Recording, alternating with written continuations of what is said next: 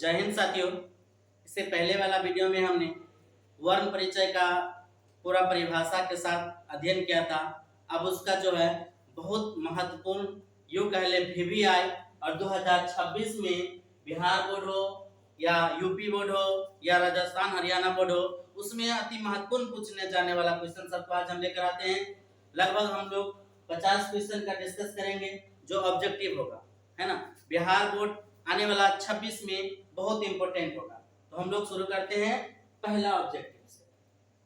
पहला ऑब्जेक्टिव लेते हैं वर्ण परिचय का, है ना। वर्ण परिचय के बारे में हम लोगों ने पूरा पढ़ लिया है। अगर शॉर्टकट में अध्ययन करते हैं तो फिर एक मरतबा रिपीट कर लेते हैं, है ना। उसके बाद फिर हम ऑब्जेक्टिव पे आ जाएंगे। वर्ण परिचय के बारे में हम लोग क्या जाना था कि वर्ण उस मूल ध्वनि को कहते हैं जिसका खंडीय टुकड़ा न हो।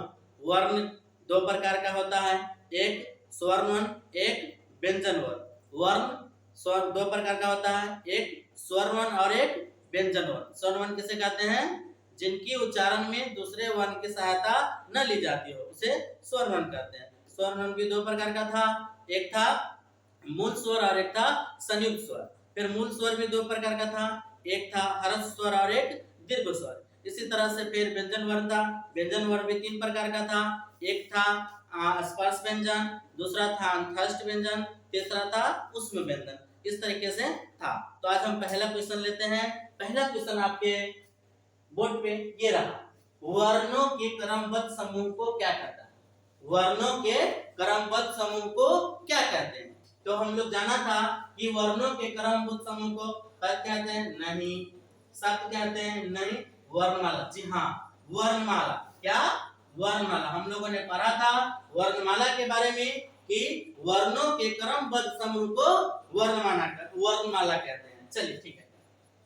सेकेंड क्वेश्चन, हाँ, एक और जरूरी इंपॉर्टेंस है ना। आप जो भी क्वेश्चन है सबका स्क्रीनशॉट ले सकते हैं, या तो आप मेरे आईडी क्या कहते हैं उसको, चलिए बाद में बता देंगे किस पे भेजना है ना। व्हाट्सएप पे जो होता है ग्रुप, उस पे, या क्या कहते हैं और भी वगैरह बहुत सारे ऐप्स होता है, उस पे भेजेंगे। चलते हैं, हम आगे देखते हैं क्या कहता है दूसरा का क्वेश्चन।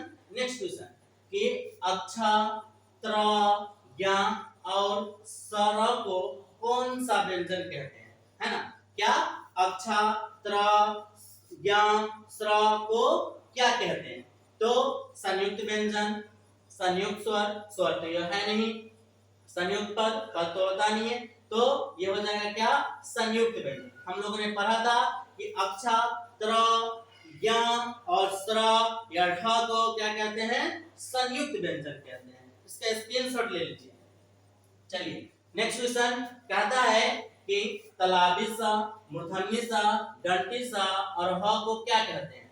अंतस्थ व्यंजन, ऊष्म व्यंजन, अयोगवाह व्यंजन, स्पर्श व्यंजन।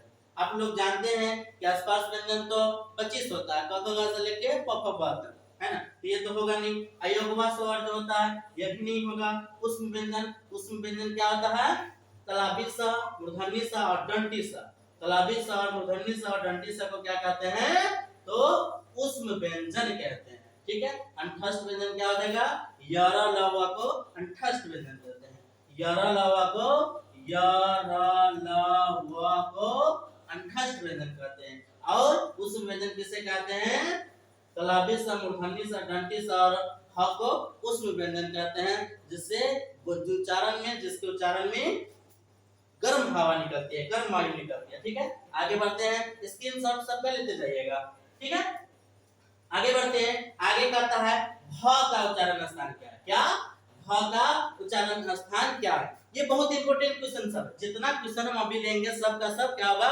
बहुत इंपॉर्टेंट क्वेश्चन होगा, है ना। आपको ये जो है 2023 में, 2020 में, 2021 में, 24 में, यहाँ तक कि 25 में भी पूछा गया क्वेश्चन सब है ना। एक दो साल नहीं, कई एक साल ये क्वेश्चन बार बार रिपीट करता है बिहार बोर्ड, है ना। बिहार बोर्ड बार बार रिपीट करता है। इसीलिए बिहार बोर्ड के हिसाब से, है ना, खासकर जो अभी आने वाली एग्जाम है बिहार बोर्ड मैट्रिक या इंटर का, उसमें बहुत इंपॉर्टेंट है।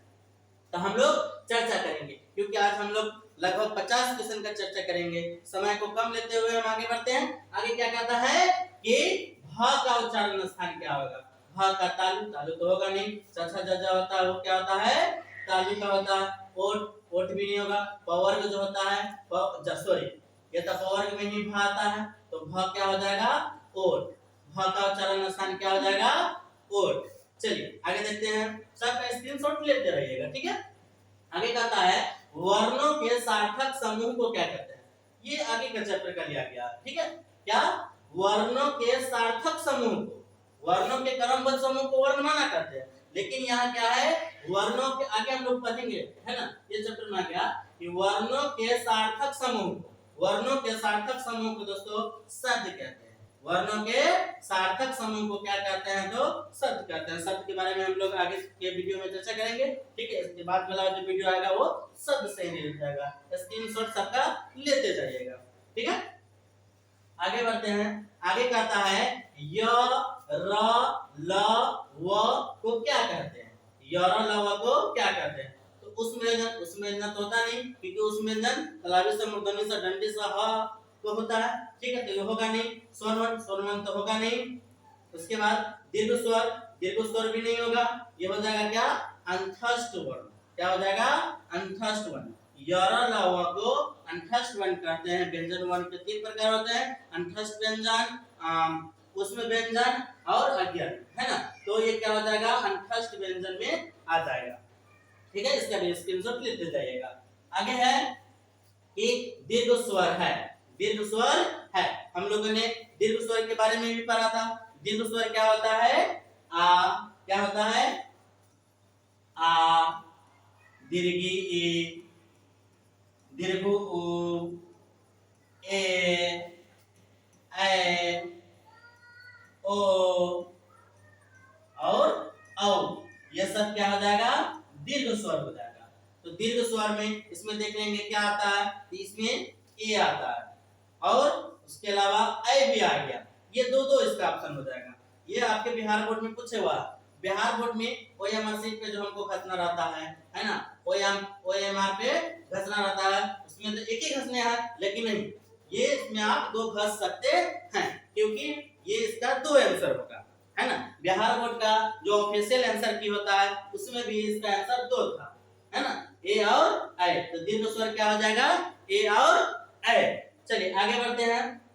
आगे कहता है कि क से म तक, क्या कहता है कि क से म तक के 25 वर्णों को क्या कहते हैं, क्या कहता है कि क से म तक के 25 वर्णों को क्या कहते हैं। अंतस्थ व्यंजन तो होगा नहीं, य र ल व को अंतस्थ व्यंजन कहते हैं, उसमें व्यंजन भी नहीं होगा। तलावी से मूर्धन्य से दंडी सा को ह को उसमें व्यंजन कहते हैं। वर्गीय व्यंजन हरस स्वर, पहले आ जाएंगे हरस स्वर भी। तो हरस स्वर क्या होता है, हरस स्वर अ, है ना, ई छोटी छोटा उ, ये सब हो जाता है, तो हरस स्वर भी नहीं होगा, है ना, तो क्या हो जाएगा वर्गीय व्यंजन, क्या हो जाएगा एक ऑप्शन बन जाता है। ऑप्शन के हिसाब से भी हम लोग देख लेंगे। ये जो है क से म तक के 25 वर्णों को क्या कहते हैं तो वर्गीय व्यंजन या स्पर्श व्यंजन कहते हैं, ठीक है। चलिए स्क्रीनशॉट लेते जाइएगा, ठीक है, जल्दी जल्दी। उसके बाद फिर हम लोग आगे बढ़ते हैं। आगे क्या है कि व्यंजन के कितने भेद होते हैं, बहुत सिंपल क्वेश्चन, लेकिन बार-बार पूछे हुआ, क्या बार-बार पूछता है ये क्वेश्चन सब, है ना। तो व्यंजन के कितने प्रकार होते हैं, तो हम लोग जानते हैं कि व्यंजन के कितने प्रकार होते हैं, तीन। व्यंजन के कितने प्रकार होते हैं, तीन। कौन कौन, एक होता है अंतस्थ व्यंजन, है ना, पहले तो स्पर्श व्यंजन, स्पर्श व्यंजन, है ना, उसके बाद अंतस्थ व्यंजन, अंतस्थ व्यंजन, उसके बाद ऊष्म व्यंजन। ये व्यंजन का प्रकार है। तो व्यंजन कितने प्रकार के होते हैं, तो व्यंजन तीन प्रकार के होते हैं। व्यंजन कितने प्रकार के होते हैं, तो व्यंजन तीन प्रकार के होते हैं। चलिए आगे हम लोग बढ़ते हैं। आगे कहता है कि घ का उच्चारण स्थान क्या होगा, घ का उच्चारण स्थान क्या होगा, तो घ का उच्चारण स्थान क्या हो जाएगा, घ किस में आता है तो क ख ग घ कवर्ग में। तो कवर्ग का उच्चारण स्थान क्या होता है कंठ, कवर्ग का उच्चारण स्थान कंठ होता है, तो ये हो जाएगा किसमें कंठ में। घ का उच्चारण स्थान कंठ हो जाएगा। कंठ के घ के कवर्ग के अलावा अ और आ किससे होता है तो कंठ से होता है इसकी उच्चारण। स्क्रीनशॉट लेते जाइएगा, ठीक है। आगे बढ़ते हैं। आगे कहता है कि ग का उच्चारण स्थान फिर वही है, ग का कवर्ग में ही आएगा, ग कवर्ग में ही आएगा, इसका भी हो जाएगा क्या कंठ। हम हाली हाली जोड़ते हैं, मतलब कि बहुत ज्यादा स्पीड पर आ रहे हैं। इसका वजह यह है कि हमें कम समय में, क्योंकि समय का बहुत कीमती होता है, तो कम समय में हम सबका लगभग वेरीफाई, उसका विश्लेषण करके, है ना, पूरा बताएंगे। इसीलिए कवर्ग का जो होता है क्या होता है, कंठ। कवर्ग में आता है ग, तो ग का उच्चारण स्थान क्या हो जाएगा, कंठ। तालु जो होता है वो होता है किसका, चवर्ग का। मूर्धा टवर्ग का, मूर्धा टवर्ग का, और दंत तवर्ग का, है ना, तवर्ग। चलिए, और ये तालु हो जाएगा चवर्ग का, तो ये सब होगा नहीं तो हो जाएगा क्या, कंठ। चलिए आगे बढ़ते हैं। आगे कहता है म का उच्चारण स्थान क्या हो। इस सब का चर्चा तो हम कर ही लिए हुए हैं, तीनों का चर्चा इससे पहले वाला क्वेश्चन में कर लिए हैं, तो आ जाएंगे किसमें, ओष्ठ में। तो म का जो उच्चारण स्थान क्या होता है, ओष्ठ हो जाता है, क्योंकि म किसमें आता है, पवर्ग में। म पवर्ग में आता है ना, पवर्ग, और उसके बाद उ, ये जो है इसका उच्चारण कहां से होता है, तो ओष्ठ से होता है। ठीक है, चलिए आगे हम लोग बढ़ते हैं। आगे कहता है कि हिंदी में कितने वर्ण, बहुत इंपॉर्टेंट क्वेश्चन, अब बहुत सिंपल क्वेश्चन है। क्या हम लोगों ने देखा था कि हिंदी में कितने वर्ण होते हैं, हिंदी में कितने वर्ण होते हैं, तो 54, 58, 60, 52। तो हम लोगों ने देखा है कि हिंदी में कुल कितने वर्ण होते हैं, तो 52 वर्ण होते हैं। ठीक है, स्क्रीनशॉट लेते जाइएगा। उसके बाद आगे देखते हैं। आगे कहता है कि ए, ऐ, ओ, औ कौन सा स्वर है, क्या, ए, ऐ, ओ, औ कौन सा स्वर है, हर्ष स्वर। हर्ष स्वर तो होगा नहीं, हर्ष स्वर क्या होता है, अ, हर्षी, हर्षु, री, ये हो जाता, सॉरी, री, ये क्या हो जाता है, हर्ष स्वर। तो हर्ष स्वर तो होगा नहीं, ये हो जाएगा क्या, दीर्घ स्वर। क्या हो जाएगा, ए, ऐ, ओ और औ को क्या कहते हैं, तो दीर्घ स्वर कहते हैं। ठीक है, चलिए इसका आंसर हो जाएगा दीर्घ स्वर। आगे बढ़ते हैं। कहता है कि हिंदी में अनुनासिक वर्णों की संख्या कितनी होती है, हिंदी में अनुनासिक वर्णों की संख्या कितनी होती है। तो हम लोगों ने हिंदी में देखा था कि अनुनासिक जो होता है वो कितने प्रकार के होते हैं। तो हिंदी में जो होता है अनुनासिक जो होता है 5 प्रकार का होता है। हिंदी में अनुनासिक वर्णों की संख्या कितनी होती है, 5 होती है। हिंदी में अनुनासिक वर्णों की संख्या 5 होती है, जैसे अंगा, य, वर्गिना, न और म, ये सब क्या है, अनुनासिक वर्ण है। ये सब क्या है, अनुनासिक वर्ण है। तो अनुनासिक वर्णों की संख्या कितनी हो जाएगी, 5 हो जाएगी। चलिए स्क्रीनशॉट लेते जाइएगा। आगे बढ़ते हैं। आगे कहता है त का उच्चारण स्थान क्या होगा, बहुत इंपॉर्टेंट है, सिंपल है, सिंपल लेकिन बहुत इंपॉर्टेंट क्वेश्चन, बार बार पूछा जाता है ना। तो त का उच्चारण ऐसे हम लोग उच्चारण करके भी देख लेंगे। त को बोल के देखिए आप लोग अपने से, तो लगता है क्या, दांत को छू रहा है ना, दांत को स्पर्श कर रहा है। ये क्या हो जाएगा, त से दंत, क्या हो जाएगा, त का उच्चारण स्थान क्या होगा, दंत। इसका जो है वेरी सिंपल है, आप लोग क्या करिएगा, एक मतलब उच्चारण करके भी देख लीजिएगा, ठीक ना। उसके बाद एक ट्रिक हम भी उस वीडियो में बताया हुआ है। इससे पहले वाला जो वीडियो था वर्ण परिचय का जो परिभाषा था, उसमें हमने ट्रिक भी बताया है कि कौन वर्ण कैसे कहां से बोला जाएगा, आप लोग उसको देख सकते हैं, ठीक है। उसके बाद कहता है कि प्रत्येक वर्ण का पहला, तीसरा और पंचमा वर्ण क्या कहलाता है, क्या, प्रत्येक वर्ण का पहला, तीसरा और पंचमा, है ना, वर्ण क्या कहलाता है। तो हमने आपको ट्रिक एक याद कराने के लिए दिया था कि याद रखेगा 135, क्या रखेगा, 135। 135 किसमें आता है, तो अल्प प्राण में, किसमें, अल्प प्राण में। तो प्रत्येक वर्ण का पहला, तीसरा और पंचमा वर्ण क्या कहलाएगा, वो कहलाएगा अल्प प्राण, है ना, क्या कहलाएगा, अल्प प्राण व्यंजन कहलाएगा, ठीक है। उसके बाद अंतस्थ व्यंजन जो होता है वो भी अल्प प्राणी होता है ना। अंतस्थ व्यंजन वो क्या होता है, अल्प प्राणी होता है, ठीक है। आगे बढ़ते हैं। आगे क्या कहता है कि द द का उच्चारण स्थान फिर से हम लोग बोल के भी देख लेंगे। द बोलेंगे तो फिर दांत को छू रहा है, तवर्ग में आता है तो तवर्ग जितना हो जाएगा वो सब कहां से हो जाएगा, तो दंत से हो जाएगा। ठीक है, उसके बाद ल और दंती सा, तो दोनों का उसका भी उच्चारण दंत से ही होता है। आगे बढ़ते हैं। आगे क्या आता है कि च का उच्चारण स्थान कहां से होगा, कंठ से तो होगा नहीं, कवर्ग होता है, मूर्धा मूर्धा होगा नहीं, तवर्ग होता है, तालु तालु से ही होगा, क्या हो जाएगा, तालु से ही हो जाएगा।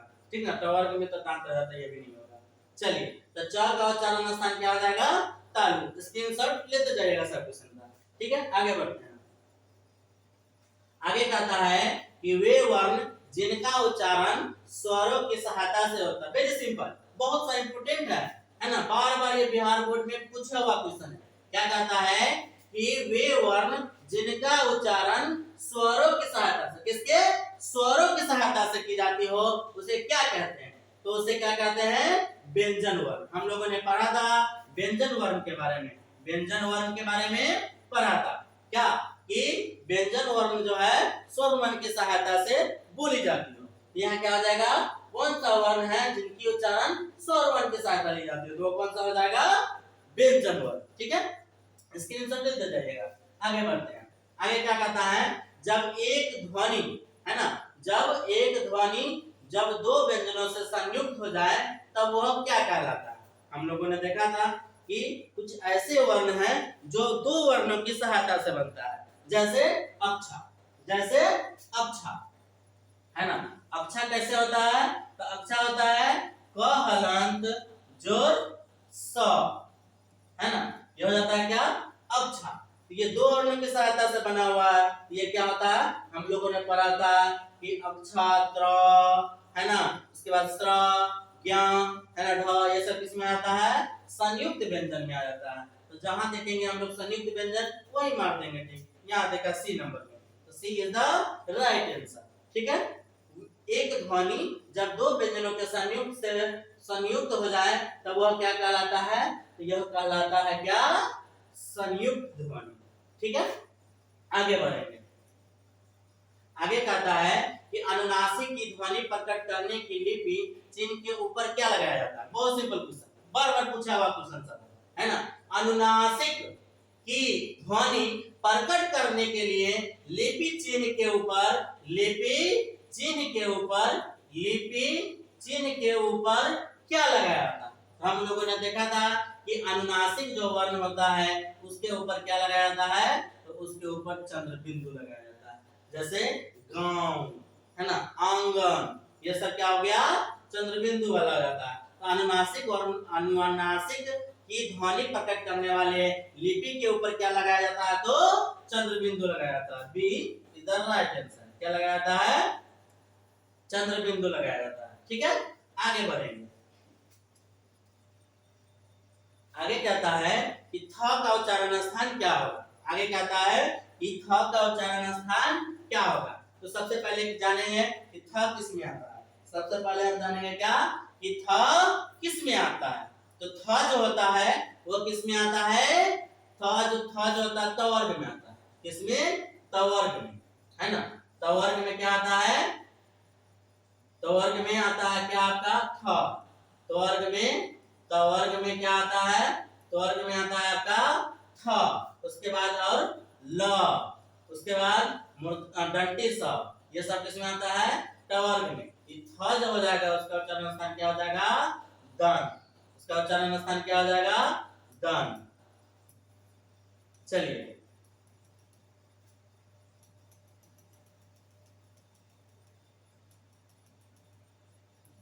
आगे देखते हैं।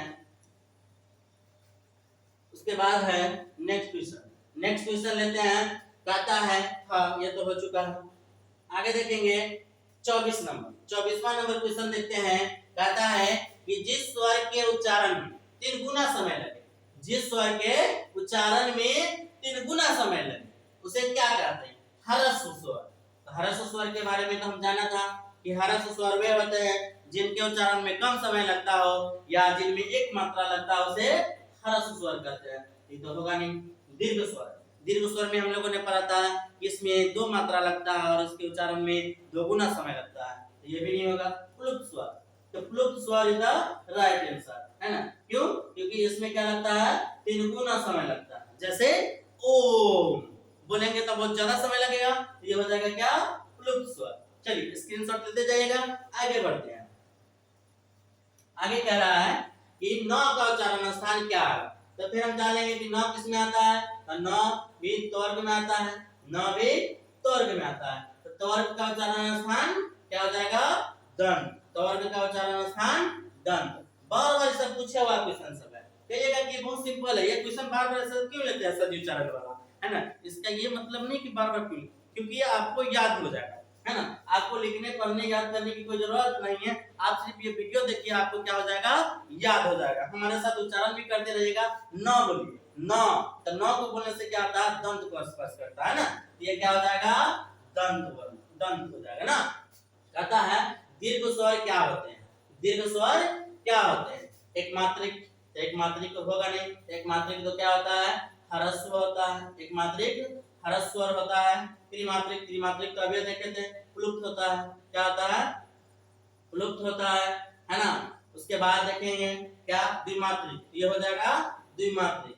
दीर्घ स्वर जो होता है वो क्या होता है, दीर्घ स्वर जो होता है वो होता है द्विमात्रिक। अनुनासिक चंद्र बिंदु लगता है, ये नहीं होगा, तो सी इज द राइट आंसर। ठीक है, आगे बढ़ते हैं।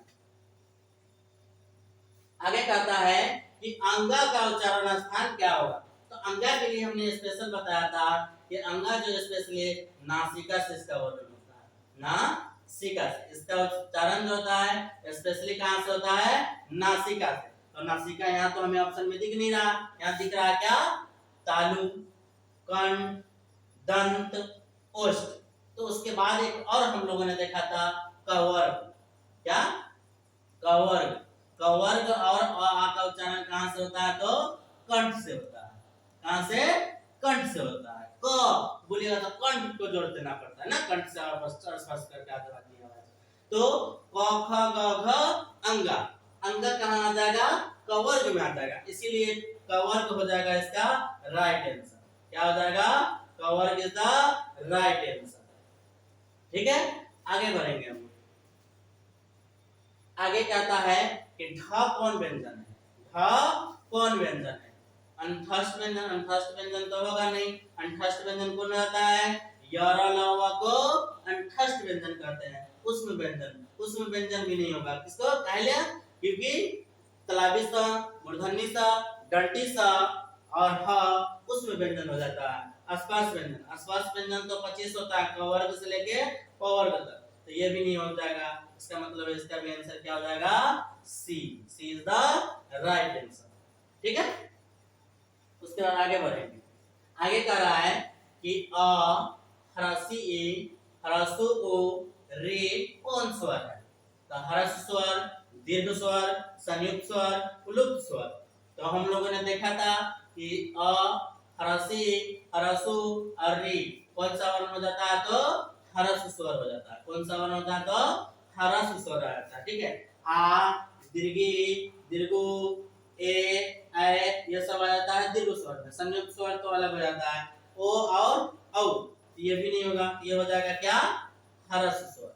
ठीक है, स्क्रीनशॉट सबका लेते जाइएगा, आगे बढ़ते हैं।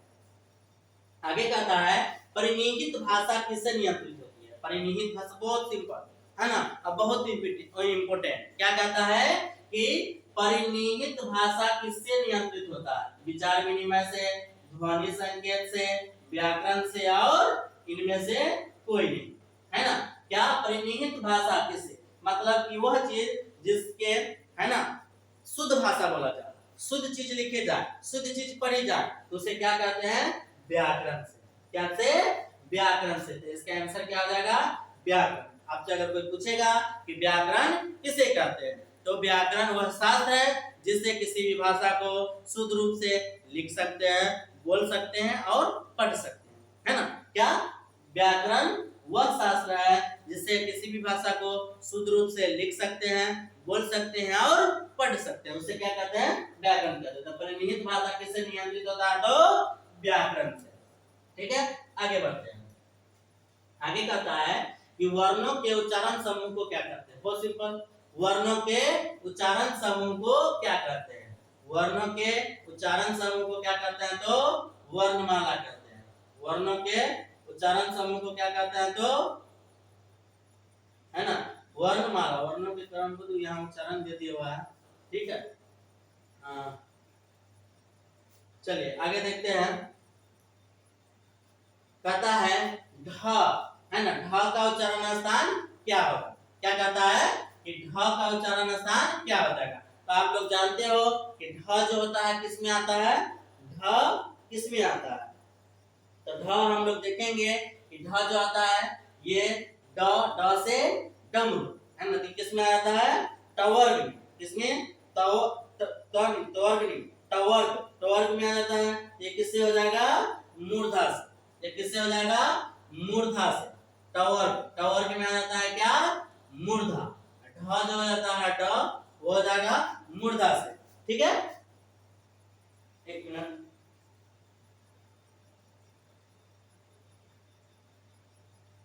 चलिए वो सही था, है ना। वर्णों के क्रमबद्ध समूह यहाँ उच्चारण दे दिया हुआ है, तो वर्णों के क्रमबद्ध समूह को क्या कहा जाता है? वर्णमाला ही कहा जाता है। वर्णों के क्रमबद्ध समूह या उच्चारण को क्या कहा जाता है? वर्णमाला ही कहा जाता है, ठीक है। आगे कहता है, ये तो हो गया, ठीक है। नेक्स्ट क्वेश्चन पे आते हैं। कहता है प्रत्येक वर्ग का दूसरा और चौथा। प्रत्येक वर्ग का दूसरा और चौथा। तो हम लोगों ने ट्रिक देखा था 24। क्या देखा था? इससे पहले वाला वीडियो जो वर्ण परिचय का पूरा हम लोग परिभाषा देखे थे, उसमें हम लोगों ने ट्रिक याद किया था 24। तो 24 किसके लिए आता है? तो महाप्राण के लिए। 24 किसके लिए आता है? तो महाप्राण के लिए। उसके अलावा उसमें व्यंजन जो होता है दलावी सा मूर्धन्य सा दंडी सा वो भी महाप्राण में आ जाता है, ठीक है। तो 24 ट्रिक याद रखिएगा। उसके अलावा उसमें व्यंजन ये दोनों किस में आता है? तो महाप्राण में आता है, ठीक है। स्क्रीनशॉट ले लीजिए, ठीक है। आगे बढ़ते हैं। आगे कहता है कि व का उच्चारण स्थान क्या होगा? मूर्धा। मूर्धा तो होगा नहीं क्योंकि टवर्ग में जो होता है वो आता है। उसके बाद देखते हैं कवर्ग में आता है कंठ। कवर्ग का उच्चारण स्थान कंठ होता है, तो ये भी नहीं होगा। दंठोष्ठ। एक है तालु। तो तालु तो चवर्ग में होता है, चवर्ग का उच्चारण स्थान तालु। दंठोष्ठ इधर राइट आंसर, है ना। वो जो होता है दांत और ओष्ठ, क्या होता है? वो जो होता है दांत और ओष्ठ दोनों के स्पर्श से बोला जाता है, इसीलिए इसका उच्चारण स्थान क्या हो जाएगा? दंठोष्ठ हो जाएगा, ठीक है। आगे बढ़ते हैं। आगे कहता है निम्नलिखित चिन्हों में योजक चिन्ह क्या? निम्नलिखित चिन्हों में योजक चिन्ह क्या है? योजक चिन्ह कौन है? योजक चिन्ह कौन है? तो हम लोग जानते हैं योजक चिन्ह के बारे में हम लोगों ने पढ़ा था, है ना। योजक चिन्ह के बारे में हम लोगों ने पढ़ा था। हम लोगों ने योजक चिन्ह के बारे में क्या पढ़ा था? कि पहले तो सब चिन्ह के बारे में जान लेते हैं क्या। ये हो जाएगा योजक चिन्ह, पहला ही हो जाएगा इसका आंसर क्या? योजक चिन्ह। उसके बाद ये क्या हो जाएगा? तो ये हो जाएगा अल्प विराम। ये हो जाएगा अल्प विराम जिसको कॉमा भी कहते हैं।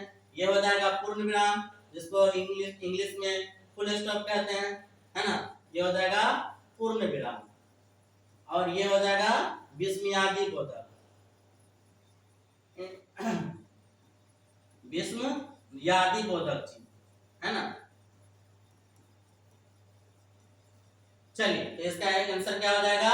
योजक चिन्ह क्या होता है? तो योजक चिन्ह इस तरह का होता है, ठीक है। तो ए इज इसका राइट आंसर। आगे देखेंगे 36वां नंबर पे। 36 नंबर क्वेश्चन कहता है कि हिंदी में स्वर वर्णों की संख्या, हिंदी में स्वर वर्णों की संख्या क्या होती है? तो हमने बताया था आपको कि हिंदी में स्वर वर्ण की संख्या जो होता है वो 11 होता है, ठीक है। हिंदी में स्वर वर्ण की संख्या 11 होता है। लेकिन स्वर वर्ण कितने प्रकार का होता है? तो स्वर वर्ण 2 प्रकार का होता है, मूल स्वर और संयुक्त स्वर, है ना। लेकिन आपको पूछेगा क्या कि हिंदी में स्वर वर्णों की संख्या कितनी होती है? तो हिंदी में स्वर वर्णों की संख्या 11 होता है। कितना होता है? 11, अ से लेके ओ औ तक, ठीक है। आगे देखेंगे। आगे कहता है दो या दो से अधिक व्यंजन ध्वनियां, क्या कहता है, दो या दो से अधिक व्यंजन ध्वनियां परस्पर संयुक्त होकर जब एक स्वर में बोली जाती है तो उसे क्या कहते हैं, है ना, उसे क्या कहते हैं। तो हम लोग देखा ही था कि दो या दो से अधिक व्यंजन ध्वनियां परस्पर संयुक्त होकर जब बोला जाता है तो उसे क्या कहते हैं, तो उसे कहते हैं संयुक्त ध्वनि। क्या कहते हैं, उसे संयुक्त ध्वनियां कहते हैं। उसे क्या कहते हैं, संयुक्त ध्वनियां। जैसे अक्षर के बारे में हमने बताया था आपको। अक्षर जो है किससे बनता है, क हलंत जोर मूर्धन्य स। ये दो वर्णों की सहायता से एक अक्षर बनता है, तो ये हो जाता है कथी, संयुक्त स्वर, संयुक्त व्यंजन, है ना। तो यही हो जाएगा आपका संयुक्त ध्वनियां। जब दो या दो से अधिक व्यंजन परस्पर संयुक्त होकर एक स्वर के सहारे बोली जाए तो उन्हें क्या कहते हैं, तो उन्हें कहते हैं संयुक्त ध्वनि। चलिए आगे देखते हैं। आगे का रहा 38वां नंबर क्वेश्चन कि सॉरी यहाँ पे क्वेश्चन नहीं आया हुआ है, यहाँ पे य क्या है, य का उच्चारण स्थान क्या है, य का उच्चारण स्थान क्या है। तो सबसे पहले जानेंगे कि य कथी में आता है, क्या चीज में आता है ना। तो य जो आता है आपको चवर्ग में, य किस में आता है, चवर्ग में आता है। तो चवर्ग का उच्चारण स्थान क्या होता है, तो सबसे पहला ही होता है क्या, तालु, कंठ तालु, है ना। तो तालु इज द राइट आंसर। ठीक है, आगे बढ़ेंगे। आगे कहता है कि कुछ व्यंजनों के उच्चारण एक प्रकार की रगड़ या घर्षण से उत्पन्न उष्म वायु से होता है, उन्हें क्या कहते हैं, क्या, उष्म वायु से होता है। याद कहिए देता आंसर, क्वेश्चन में ही आंसर छुपा हुआ, क्या, उष्म वायु से होता है। उष्म वायु से होता है तो उष्म व्यंजन, किससे, उष्म वायु से होता है तो उष्म व्यंजन। क्या, उष्म व्यंजन क्या होता है, तलाबी सा, मूर्धन्य सा, दंडी सा और ह, ये हो जाता है आपका उष्म व्यंजन, है ना। यहाँ यही कह रहा है कि जिसके उच्चारण में बोलिए, आप भी देखिएगा, बोलिएगा तलाबी सा और हाथ को अपने यहाँ पे ऐसे रखे तलाबी सा, तो लगेगा आपको कि गर्म हवा निकल रहा है, क्या, उष्म वायु निकल रहा है, गर्म हवा निकल रहा है। तो इसका मतलब है कि गर्म हवा किससे होता है, उष्म व्यंजन से। ठीक है, आगे बढ़ते हैं।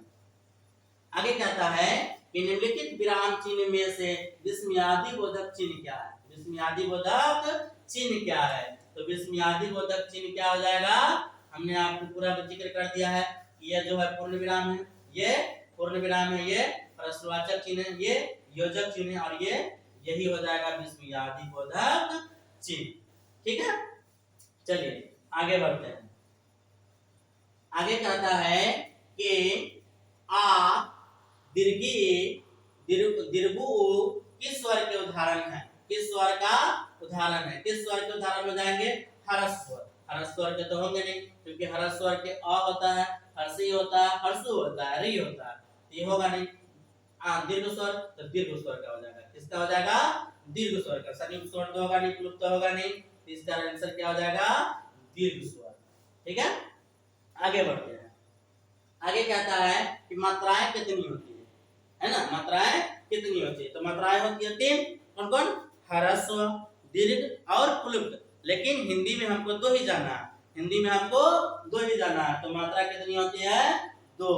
संस्कृत में हम लोग 3 पढ़ेंगे, लेकिन हिंदी में कितना होता है, मात्राएं 2 ही होता है। ठीक है, चलिए आगे बढ़ते हैं। आगे कहता है कि निम्नलिखित में एक मात्रिक स्वर कौन है, निम्नलिखित में एक मात्रिक स्वर कौन है, मतलब कौन ऐसा वर्ण है कि जिसमें एक मात्रा लगता है। तो हमने आपको बताया था कि हर्ष स्वर जो होता है उसमें क्या होता है, केवल एक मात्रा लगता है। हर्ष जो होता है उसमें क्या लगता है, केवल एक मात्रा लगता है। तो एक मात्रा किसमें होगा, अ में, हर्षी में, हर्षु में, इनमें से सभी। इसका आंसर क्या हो जाएगा, इनमें से सभी, क्योंकि ये सब क्या है, हर्ष स्वर है। ठीक है, इसके अलावा एक री। आगे बढ़ते हैं। आगे कहता है जब एक व्यंजन अपने समान अन्य व्यंजन से मिलता है तब उसे क्या कहते हैं, क्या, जब एक व्यंजन अपने समान अन्य व्यंजन से मिलता है तो उसे क्या कहते हैं। क्या कहता है कि जब एक व्यंजन अपने समान दूसरे व्यंजन से मिलता है तो उसे क्या कहते हैं, तो उसे कहते हैं क्या, द्वित व्यंजन। उसे क्या कहते हैं, द्वित व्यंजन कहते हैं। चलिए आगे देखते हैं, फ का उच्चारण स्थान क्या होगा। आगे देखते हैं क्या, का उच्चारण स्थान क्या होगा। हम लोगों ने बहुत कम समय में लगभग 45 क्वेश्चन का जिक्र कर लिए हैं, और वो भी पूरा विश्लेषण के साथ, है ना। चलिए 45 क्वेश्चन, 45वां क्वेश्चन क्या कहता है कि फ का उच्चारण स्थान क्या होगा। तो सबसे पहले हम जानेंगे कि फ, ऐसे तो हम उच्चारण करके भी देख लेंगे। फ फ तो फ बोलने से क्या लगता है कि हमारा ये जो दोनों ओठ है, दोनों ओष्ठ है, वो दोनों स्पर्श हो रहा है, दोनों छू रहा है, ये क्या हो जाएगा ओष्ठ से, इससे हो जाएगा ओष्ठ से। ठीक है, इतना क्वेश्चन मैं आपका विश्लेषण के साथ जिक्र कर दिया। आगे की क्वेश्चन है ना, 5 क्वेश्चन आपके लिए। आप जो है ये 5 क्वेश्चन का कमेंट में आंसर हमें बताएं कि इसका आंसर क्या होगा, ख का उच्चारण स्थान क्या होगा। आगे कहता है कि ई का, हर्षी ई का उच्चारण स्थान क्या होगा। आप कमेंट में इसका उच्चारण बताएंगे, ख हर्षी ई का उच्चारण स्थान क्या होगा। दंडीसा, दंडीसा का उच्चारण स्थान क्या होगा, कमेंट में आप हमें बताएंगे, है ना। उसके बाद हर्षु, हर्षु का उच्चारण स्थान क्या होगा। उसके बाद मूर्धन्य सा, मूर्धन्य सा का उच्चारण स्थान क्या होगा। मूर्धन्य सा, मूर्धन्य सा का उच्चारण स्थान, ऑप्शन इसमें आपको गलत है ना। चलिए एक और ऑप्शन दे देते हैं हम, ऑप्शन गलत नहीं, सब आंसर सही है, लेकिन इसमें आप जो है हाई लेवल का एग्जाम जैसे होता है उसमें एक और ऑप्शन हम आपको दे देते हैं ई, है ना। ई में दे देते हैं आपको मूर्धा, मूर्धा इसमें छूट गया हुआ था क्योंकि पांचों का स्पर्श होता है, तो कंठ, तालु, दंत, ओष्ठ और मूर्धा, तो पांचों ऑप्शन में से जो होगा आप हमें कमेंट में बताएंगे कि मूर्धन्य सा का उच्चारण स्थान क्या है। ठीक है, चलिए बस इतना ही हो गया। कैसा लगा वीडियो आप कमेंट में जरूर बताएं। अगर अच्छा लगा तो लाइक, सब्सक्राइब, शेयर और कमेंट्स जरूर करें। धन्यवाद। चलिए उसके बाद एक महत्वपूर्ण सूचना है ना, आप लोगों के लिए बहुत इंपॉर्टेंट है, आप लोगों के फायदे के लिए। ये जितना क्वेश्चन हमने कराया है या इससे पहले वाला वीडियो में या बहुत सारी वीडियो है उसमें जितना क्वेश्चन कराया है वह सब जो है इसका पीडीएफ आप हमारे टेलीग्राम चैनल पे जाकर उपलब्ध है, जाके वहां से डाउनलोड कर सकते हैं। टेलीग्राम चैनल पे जाइएगा, एमडी इजराइल मारिएगा, है ना, एमडी इजराइल मारिएगा, वहां से आपको ये मिल जाएगा। इसका जितना भी वीडियो है वहां जाकर आप MD EZRAIL Israel, MD Israel आप वहां सर्च करेंगे, टेलीग्राम चैनल पे मेरे जाइएगा, वहां से आपका जितना 50 का 50 क्वेश्चन जिसका आंसर सहित वहां आपको मिल जाएगा।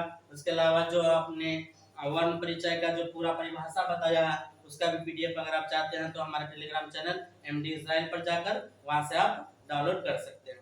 धन्यवाद।